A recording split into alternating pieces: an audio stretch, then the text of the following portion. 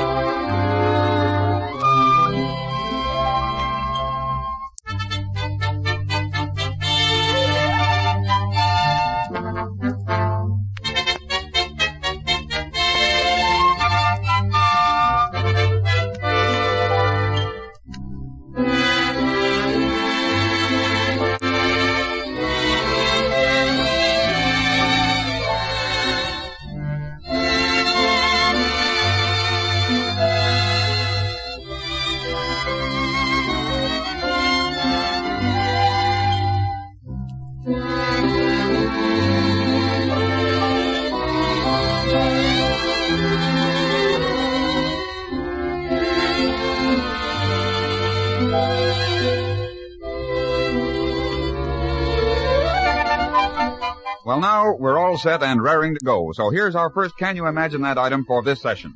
You know, I think we should put aside a special department and call it the It Couldn't Happen pigeonhole. Here's an interesting and amazing story I dug up. It seems that Hermann Sudermann, the noted German playwright and novelist, in his early days as a writer had to work pretty hard to make both ends meet. One day he sold a novel to a newspaper, but the editor insisted that Sudermann write the whole thing at once, not just a chapter or two at a time. So, Hermann Sudermann went to his home and laboriously completed the entire book, page after page of closely handwritten manuscript. Then he started to Berlin to deliver the story, but he had to stop at Insterburg, a town in East Prussia, to change trains. And there... This is where I change trains for Berlin, is it not? Ja, jawohl. But your train will not be here for a little while. Oh, all right. Thank you. Hermann! What? Hermann Sudermann! Why, Fritz Behner! Fritz! How are you? It has been a long time since we last seen each other, nicht wahr?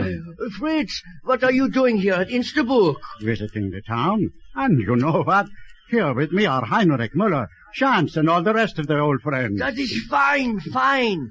I have some time before I must catch the Berlin train. Yeah, it will be just like old times, all of us together, nicht wahr? Yeah, but Fritz, I must be sure to catch the Berlin train, because I have right here in my pocket a manuscript that will mean bread and butter. I have not had it so easy, and I have got to get this book to the editor. Don't worry, Herman. You will put you on the Berlin train, all right. Now, come on. The others are at the inn. Well, the reunion was staged, and the next morning Hermann Sudermann found himself on the train, arrived in Berlin. Perhaps the celebration of the night before had clouded Herr Sudermann's brain somewhat. At any rate, he stepped off the train. I want a carriage to take me to... Oh, du lieber, oh, Himmel! What is wrong? My manuscript! I had it here in my pocket. Oh, no, now it's gone. All that work. Perhaps it is still on the train. Oh, on the train. Yeah, it has to be. If it is not, then I am lost. Oh, I must get it. Please help me hunt for it, please. But the manuscript was nowhere to be found. Sudermann sat in his hotel room in Berlin trying to rewrite the book, but the words wouldn't come. Heartbroken, he made his way back to his hometown, and once more he had to stop at Insterburg for the train change. Desperate, with little money and his friends gone from the town, Sudermann decided to get himself something to eat. So he went into a delicatessen. Guten Morgen. You wish something? Yeah, I want a herring. One herring? Yeah, one little ones. Not very hungry. Sehr good, yeah. Do you want it wrapped? You may eat it here if you wish. No, danke. Please wrap it up. Ja, mein Herr. Here it is, mein Herr. 2 Pfennigs. Himmel! Oh, to leave her. What's the matter? What is it? Are you ill? No, but this paper. You quickly. Bring me all the wrapping paper you have. Quickly, I must have it. I must. But there is writing on it. I know. It is my writing, my manuscript, my book. And it was Hermann Sudermann's book, all but a few pages of it. The novel thus recovered was Frau Sorge, the book that established Sudermann's reputation and fame.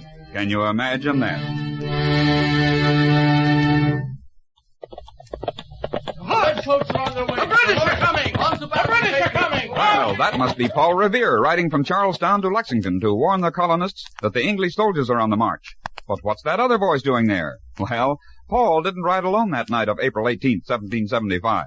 No, indeed, his companion was one William Dawes, but it was Paul Revere's name which has come down to us through the years as the man who made that historic ride.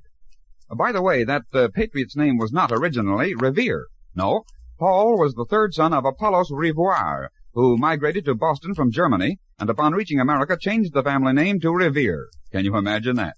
But of course, Paul Revere wasn't only known among his fellow men as somewhat of a horseman. As you probably know, he was also a maker of false teeth. Here is an advertisement which has been discovered in the Boston Gazette of August 29, 1768. Whereas many persons are so unfortunate as to lose their foreteeth by accident and other ways, to their great detriment, not only in looks, but in speaking both in public and private. This is to inform all such that they may have them replaced by false ones, that look as well as natural, and answer the end of speaking to all intents. By Paul Revere, goldsmith, near the head of Dr. Clark's Wharf, Boston. Can you imagine that?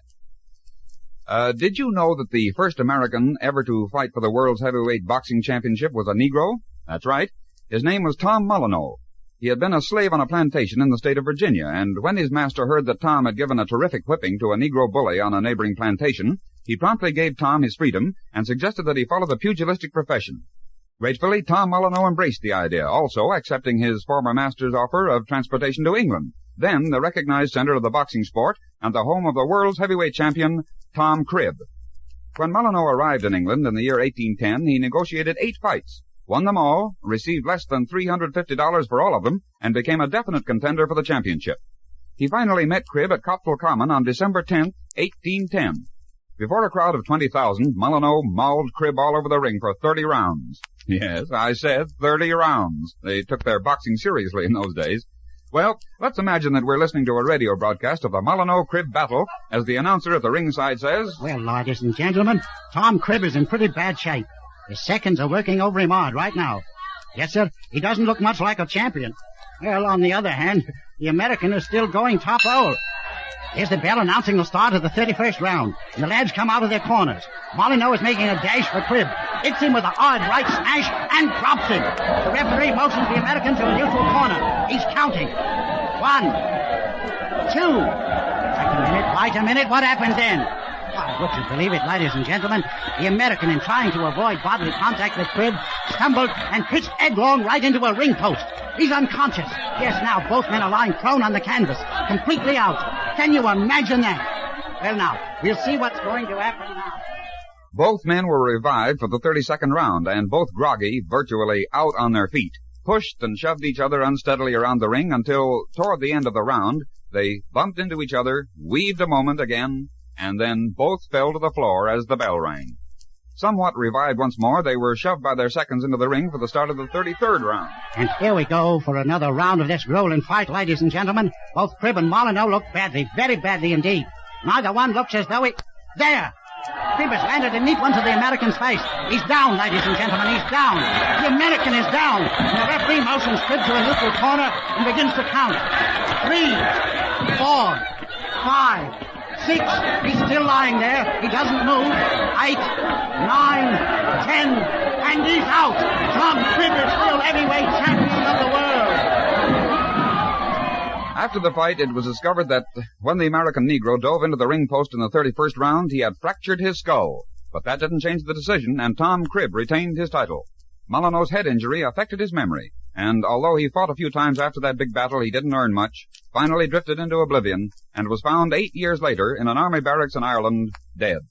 But Tom Mollino, former Negro slave on a Virginia plantation, still retained his title as the first American contender for the world's heavyweight championship. Can you imagine that? Did you ever hear of a songwriter who, after writing one of the most singable and successful popular tunes of his time, refused to write another? Well, here's one.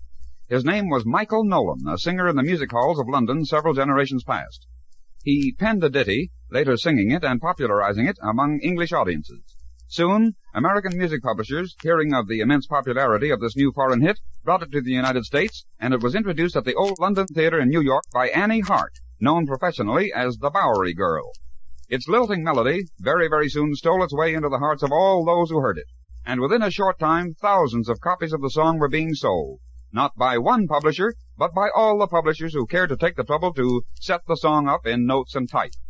You see, that happened in the days before the international copyright laws had been passed, and Michael Nolan, its author and composer, never received a cent of royalties from the American sales of his song. He felt so bitter about the situation that he resolved never again to write another song, and he never did. Can you imagine that? When you hear the title of the number, you'll realize why Nolan gave way to resentment. You've sung it many times yourself, but we're pleased to present our orchestra and quartet reviving all the potent memories inherent in the lovable old waltz, Little Annie Rooney.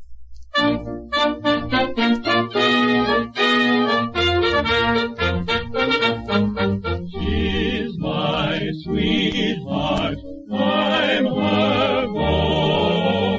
She's my Annie, I'm her Joe. Soon we'll marry, never to part.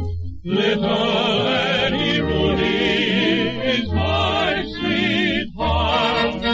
A winning way, a pleasant smile, dressed so neat but quite in style. Merry chap, your time to while as little Annie Rooney.